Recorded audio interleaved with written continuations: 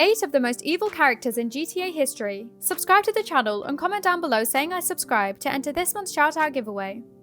Frank Tenpenny. Continuing on the theme of authoritarian figures abusing their powers, we move on this time to the classic crooked cop trope. But all of the characters we've seen adopt this trope, Frank Tenpenny is by far one of the worst. An aggressive presence since his introduction, Tenpenny was responsible for making CJ's life a living hell. By framing him for murder, Tenpenny had CJ under his thumb and used him as a fodder in his criminal dealings. His illegal dealings included, but were not limited to, murder, drug dealing and gang association. He was one of the architects of the drive-by shooting that killed CJ's mother and got off relatively easy in the end. Hey, Carl. Keeping busy, I hope. You know me, Officer Tenpenny.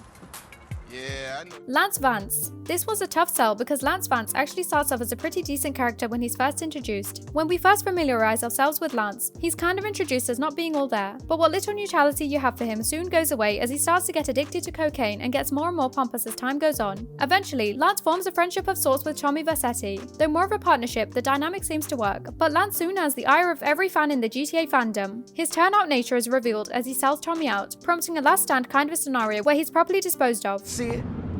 We two hombres in a strange town. We need to watch each other's back. My back's just fine, brother.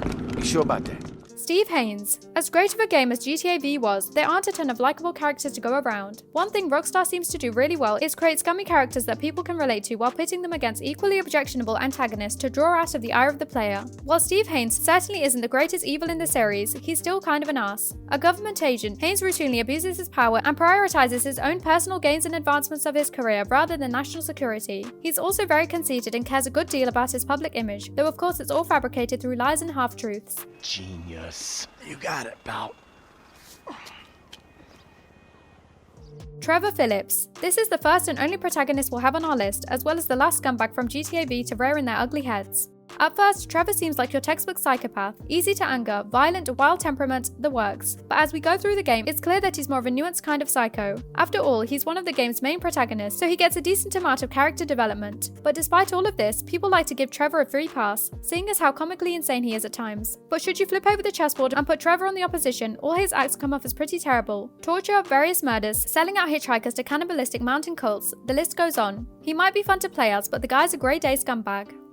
Francis McReary. Among all the characters on this list, Francis McReary is the most comparable to Frank Tenpenny, as both are corrupt cops who, rather than clean the streets up through conventional means, use a shoot-first approach that leads to multiple deaths and mostly serve to further their own careers and blanket their own wrongdoings. Francis is involved in pretty much everything you can think of. He's well into blackmail and extortion and is no danger to assassinations, especially in regards to the loose ends he leaves around the city that can jeopardize his police career. But what really makes him stand out as a scumbag is the fact he wanted his own brother, his flesh and blood, killed to cover up one of his many screw-ups.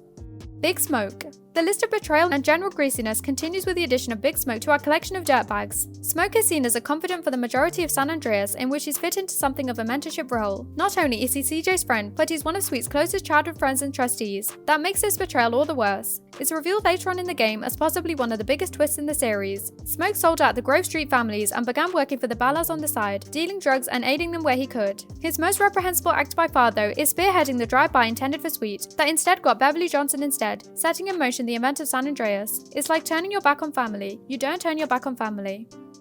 Derek McReary. The worst of the McReary brothers and a general pathetic life form all around. Derek McReary was no peach prior to his drug habits, but turned out considerably worse after he started abusing heroin and cocaine. By the time the player is introduced to him, Derek seems like he's more accustomed to a park bench than a warm bed. Derek seems level-headed at first and initially makes a good impression, but he's a completely different person when he's high, and that's the majority of the time we see him. He's quick to hightail on his morals and gets incredibly violent and agitated at the drop of a hat. He's also sold out more than one of his friends and colleagues in order to lessen the severity of his punishments. In the end, Derek is just a pathetic drugged-out, two-faced scumbag.